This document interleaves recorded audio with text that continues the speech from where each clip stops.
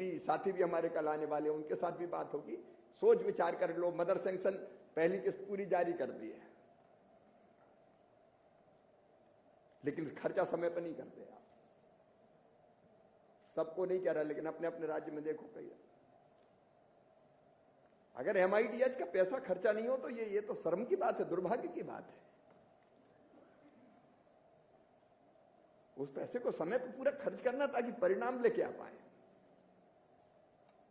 और वो खर्चा नहीं होता तो फिर फाइनेंस कहता है कि खर्चे नहीं हो रहा तो काय को दे तुम्हें ज्यादा पैसा, और कटौती हो जाती है। तो नुकसान किसका होता है? किसानों का होता है, राज्य का होता है। उस पर मुझे लगता है कि ध्यान देने का काम करें। मौसम विभाग के हिसाब से मैं कोई डरा नहीं रहा ना, मैं डर रहा हूं।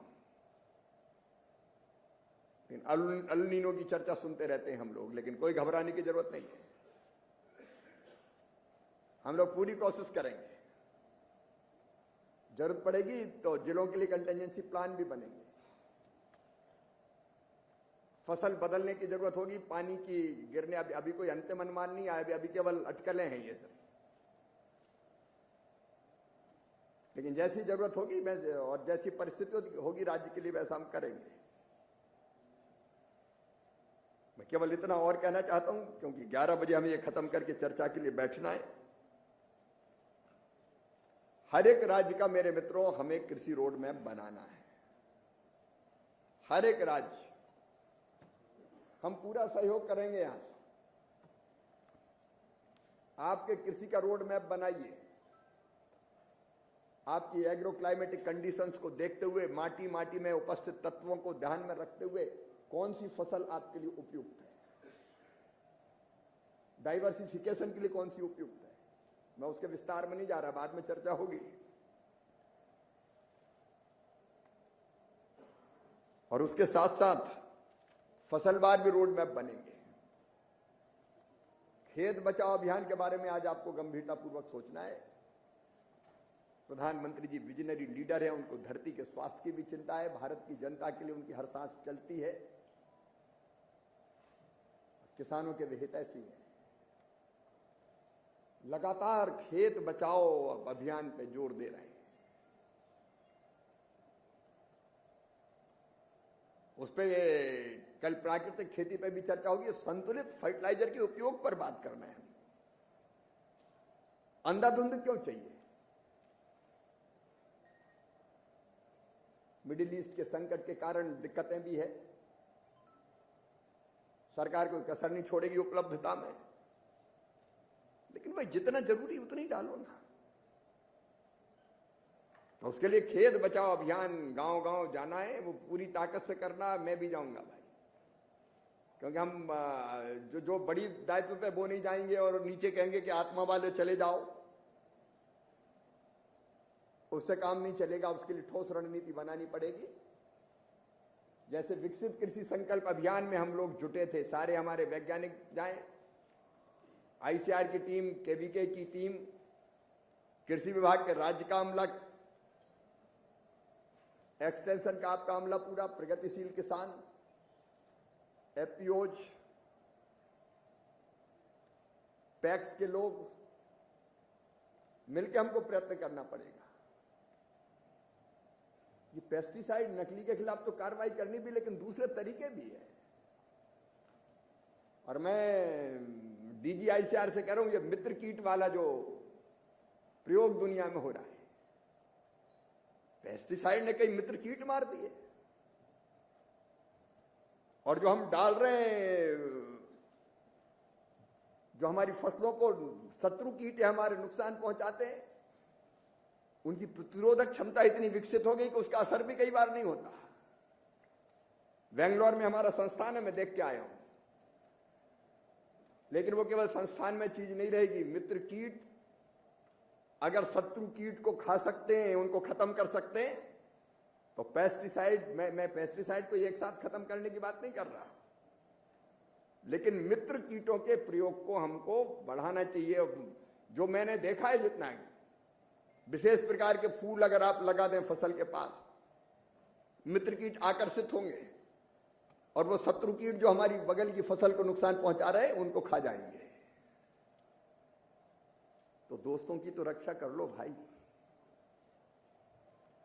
ये मित्र कीट मारे जा रहे हैं, शत्रु कीट हमारे फसल और किसान को मार रहे हैं।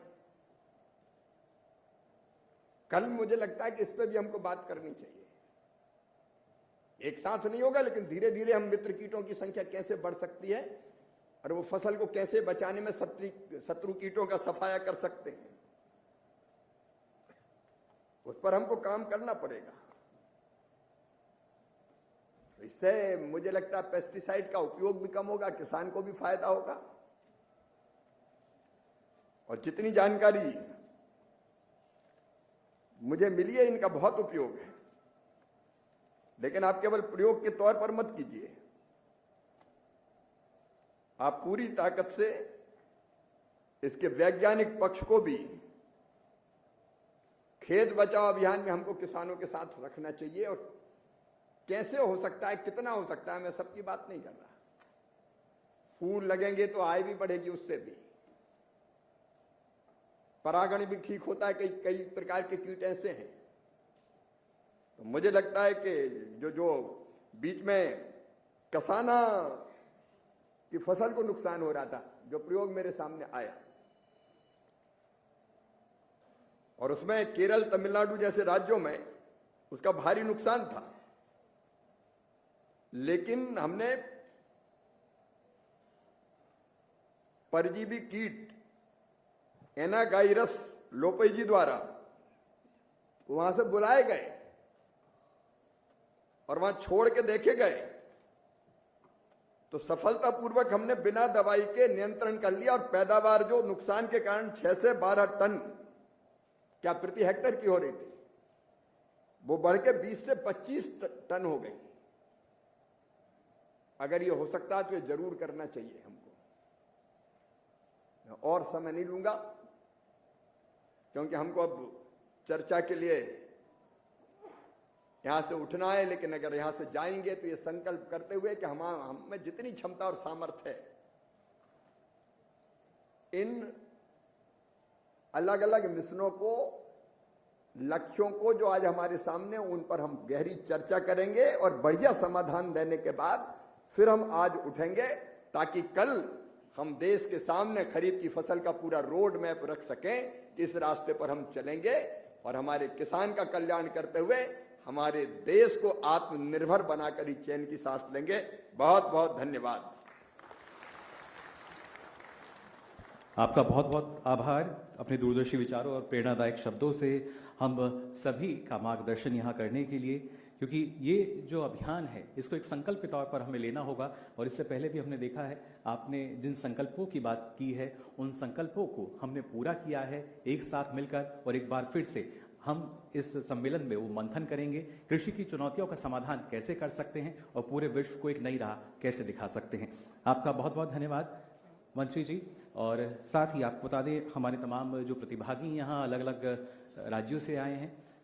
सेशन हमारी जो स्टार्ट है वो अब से कुछ देर बाद होंगे। 3 ग्रुप जो हैं आप देख पा रहे हैं, ग्रुप ए, बी और सी।